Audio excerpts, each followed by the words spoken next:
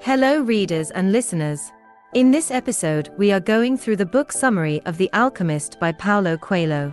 Before we get in, what's in it for you? You discover the magic of the alchemist in you. The Alchemist, by Paulo Coelho, is a fable about an Andalusian shepherd and his dream. It went on to sell over 65 million copies, be translated into 80 languages, and cement itself as a contemporary literary classic. What is it about this simple tale that has captured so many hearts? Perhaps it's the inspiring message about ignoring the superficial markers of success that society imposes, to instead uncover and achieve your deepest held desires. Perhaps it's the cerebral yet accessible approach Coelho takes toward big themes like destiny, agency, and spirituality. Perhaps it's the deeply romantic yet resolutely unconventional love story that anchors the plot. And perhaps it's because, as the story itself contends, it's often the simplest things that are the most mysterious, resonant, and powerful. This video uncovers the hidden meanings and rich symbols deployed in The Alchemist, and allows you to judge for yourself the source of its enduring appeal. It also offers timeless wisdom that you can apply to your own life. Hi, I'm Julia from Should I Read It? And you are listening to the summary of Paulo Coelho's bestseller The Alchemist. Part 1. Dreams are a pathway to our most meaningful desires. Paulo Coelho's 1988 novel is a deceptively simple tale. On its surface, it is the story of Santiago, a shepherd who leaves his native Spanish countryside in search of treasure. Scratch a little deeper, though, and we find an allegory of self-discovery, of the journey we must all embark on if we are to uncover and fulfill our deepest desires. For Santiago, the catalyst for this journey is a dream, a recurring dream that he has had since childhood. It's apt that a dream sets the alchemist's plot in motion. The novel plays with a host of recurring motifs including omens, fate, and alchemy, but the dream is perhaps the most important motif of all. In fact, the story both begins and ends with a dream. So, what was Santiago's dream?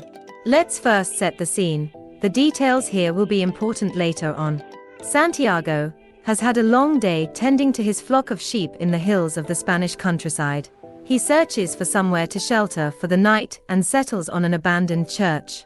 The church roof has crumbled away, and a sycamore tree has grown on the spot where the church sacristy once stood. Santiago falls asleep under the tree's branches. As he sleeps, he dreams. In his dream, a child appears. She takes Santiago by the hand and transports him to the pyramids of Egypt, a place Santiago has never visited in waking life. At the pyramids, the child tells Santiago that if he visits the pyramids, he will find a treasure. But before she can tell him precisely where he'll find this treasure, Santiago wakes up. Convinced the dream has a hidden meaning, he visits a fortune teller and asks her to interpret it. She tells him the dream means he should travel to the pyramids, where he will find a treasure. Santiago is frustrated. This is a far simpler interpretation than he expected. But the fortune teller reproves him.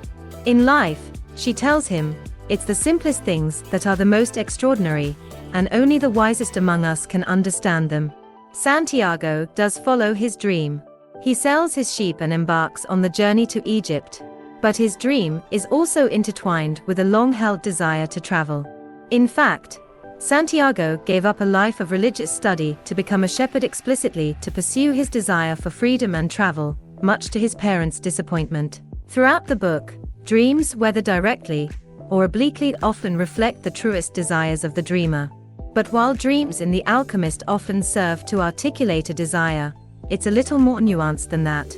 Shortly before Santiago begins his journey, he meets a character called Melchizedek. Although he's disguised as a shabby old man in eccentric clothes, Melchizedek is actually a magical king. Melchizedek introduces Santiago to an important concept, the soul of the world. This is essentially the world's spiritual framework, encompassing the soul of every living and non-living being. But while this framework exists all around us, it is up to us to connect to it. One of the ways the soul of the world communicates with us is through our dreams. So, by listening to and acting on our dreams, we begin to tap into the spiritual power of the soul of the world. Let's return, for now, to that first dream.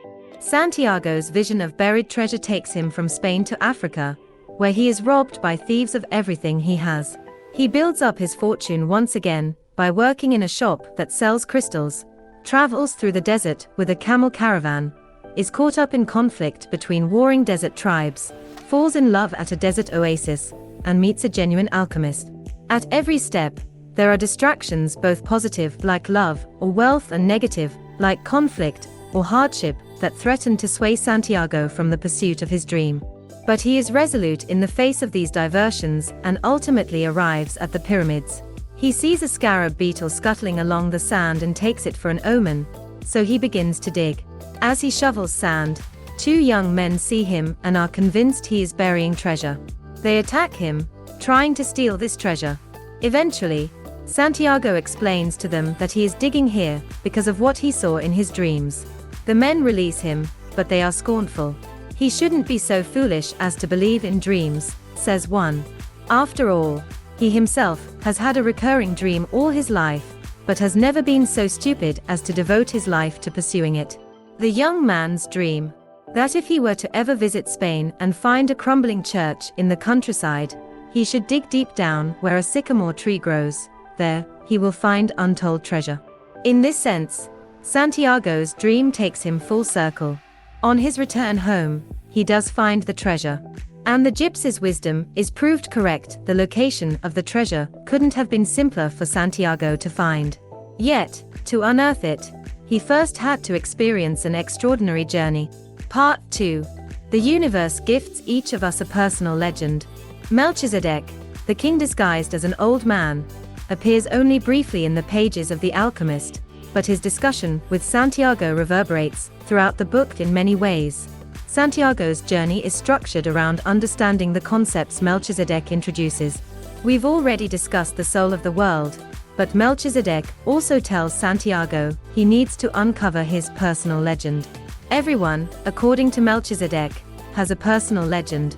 It's the thing you truly want to accomplish. But few of us ever achieve this. When we are young, our personal legend is very clear to us. As we grow older, though, most of us absorb society's message that our personal legends are simply too hard to attain, and that we should focus, instead, on living safely and comfortably. But if they put their mind to it, says Melchizedek, anyone can achieve their personal legend. They just need to desire it enough. Because if you really desire something, that desire is not yours, it is a desire that has originated from the universe, and the universe will help you accomplish it. On his travels, Santiago meets two more figures connected to his personal legend. The first is an Englishman, whose personal legend is to become an alchemist. Santiago and the Englishman have very different approaches to pursuing their respective personal legends. Santiago studies the world around him. The Englishman immerses himself in books. Traveling together in the caravan, they quickly become friends, but they also challenge each other. From the Englishman, Santiago begins to understand the importance of study and reading, but the Englishman has perhaps even more to learn from Santiago, who shows him that life and experience are richer texts than any academic book. The second figure is an alchemist. When Santiago meets him in a desert oasis, the alchemist explains that he has succeeded in becoming a true alchemist, someone who can transmute material from one form to another, including transmuting metal into gold, by living out his personal legend. Other alchemists, he says, fail because they are focused solely on creating gold rather than achieving their own personal legends. Through the figure of the alchemist, Coelho critiques people who work to achieve superficial rewards like wealth or gold instead of tuning into deeper desires. Both the alchemist and Melchizedek tell Santiago that the only way to uncover his personal legend is by listening to his heart. But when Santiago tries to do this, he becomes confused and frustrated. His heart simply won't cooperate. It is filled with fears and anxieties. It worries about his faraway lover, is overwhelmed by beauty, and beats quickly when he is scared. The alchemist reassures him. This is a good sign, he says. Santiago's heart is alive and experiencing things. He should keep listening to it. What about when his heart explicitly tells him to stop pursuing his personal legend? Santiago asks. When it tells him he is endangering the wealth he has accumulated, and his romantic relationship, by chasing a dream. When his heart dissuades him from his quest, says the alchemist, Santiago must talk back to his heart and reassure it. Ignoring his heart is not an option. Once he has learned to listen to it, he will never be able to stop. So, while he receives his heart's wisdom, Santiago must also counsel his heart when it falters. When, at last, Santiago tells his heart to stay true and not fear suffering, his heart finally starts to share the wisdom of the soul of the world with him. Part 3. Love does not equate to possession. The Alchemist is a story rich with meanings and ideas, and it offers different interpretations to different people. For many, though, it is a love story at heart. One of the novel's most compelling narrative threads is the story of Santiago and Fatima. Santiago meets Fatima at a desert oasis, where the caravan he is traveling with has stopped to avoid getting caught in a brewing conflict between warring desert tribes. He first encounters her at a well. She has come to fill her water jar. Santiago waits by the well every day, just to have the chance to talk with her. In these brief conversations, they share their hopes and dreams, and soon they are engaged to be married. Through Fatima, Coelho introduces questions around love and possession. Can you truly possess something you love? And if you don't truly love something, can you ever really possess it? Every stage of Santiago's journey compels him to part with things that he holds dear, in one way or another: his flock of sheep, when he leaves Spain, his accumulated fortune, when he is robbed on his arrival in Tangiers, and eventually the gold given to him by the alchemist at the pyramids. But the hardest thing to part with is Fatima. Santiago wonders if he should really be pursuing his personal legend, if it means leaving her behind. Isn't she part of his personal legend now, too? Fatima sees things differently. Fatima tells Santiago to continue on his journey to the pyramids. She has always dreamed that the desert will bring her a great gift, and she sees that gift is Santiago.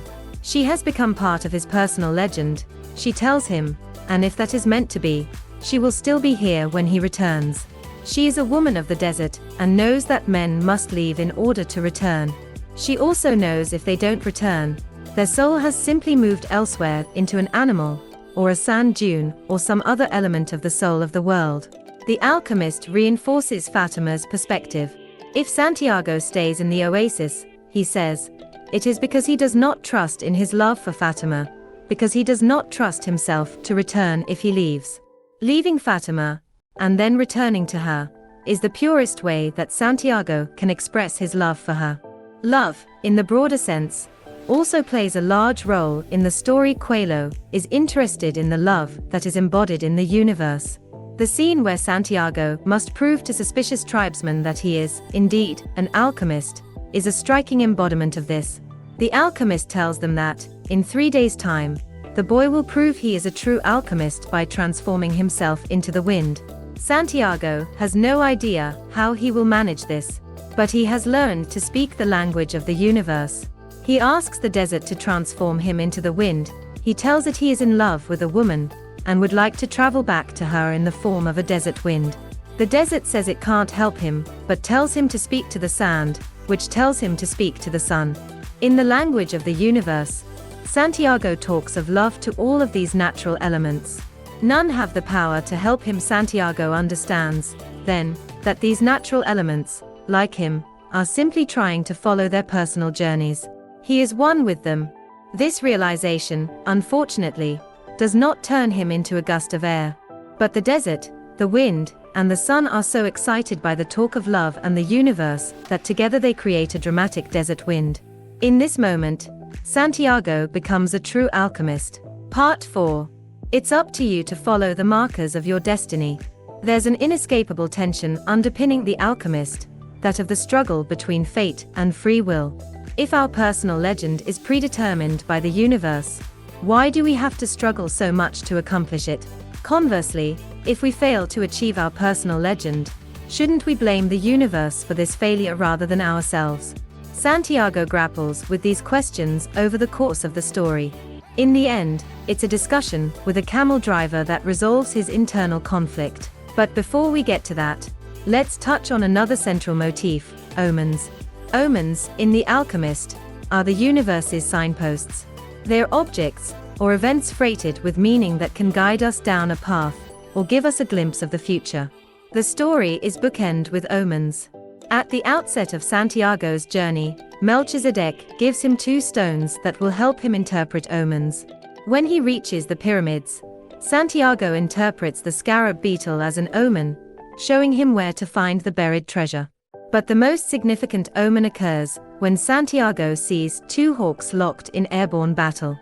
He understands this is an omen foretelling that an enemy tribe will attack the desert oasis where he and his caravan are resting. This turns out to be right. These omens are presented as the universe conspiring with Santiago to help him fulfill his destiny. Moreover, the phrase maktub, meaning it is written, is uttered by characters at turning points along Santiago's journey, suggesting that the contours of Santiago's path are predetermined by fate. If, then, we are fated to fulfill our destinies, why must we struggle to accomplish our personal legends? Why do so many people fail in their attempt? What is meant to be will surely come to pass, won't it? Let's return to the camel driver. After he has seen the omen of the hawks, Santiago shares it with the camel driver. This camel driver has visited many seers in a bid to know his future. The wisest seer, he tells Santiago, said that no man can know the future, only God can. Seers merely guess at it by reading the omens of the present. Paying attention to the omens around us allows us to improve our present and shape our future. In other words, the secret to fulfilling your future destiny is living attentively in the moment. Final summary. Let's finish with a brief recap of the events and themes of Paulo Coelho's novel The Alchemist. Santiago, an Andalusian shepherd, decides to journey to the pyramids of Egypt after an encounter with the mysterious King Melchizedek convinces him it is his destiny to pursue the recurring dream he has had since childhood. Along the way, Santiago experiences setbacks and distractions. He is robbed and must rebuild his fortune by working in a crystal shop. A desert conflict impedes his journey. He meets an erudite, yet inexperienced Englishman, and he falls in love with Fatima. He also meets an alchemist, who shows him the importance of listening to his heart and connecting with the soul of the world. When he arrives at the pyramids, his dream is proved prophetic, if in a roundabout fashion. The alchemist grapples with themes of fate, destiny, love, and our place in the universe. Its overarching message is that, when we accept, we are one with the universe, we can achieve extraordinary feats and realize our deepest desires. Alright then, that was everything from me, Julia. I hope you enjoyed the book summary. Please consider buying a copy of this book using our Amazon affiliate link in the description. This will help us produce more valuable content.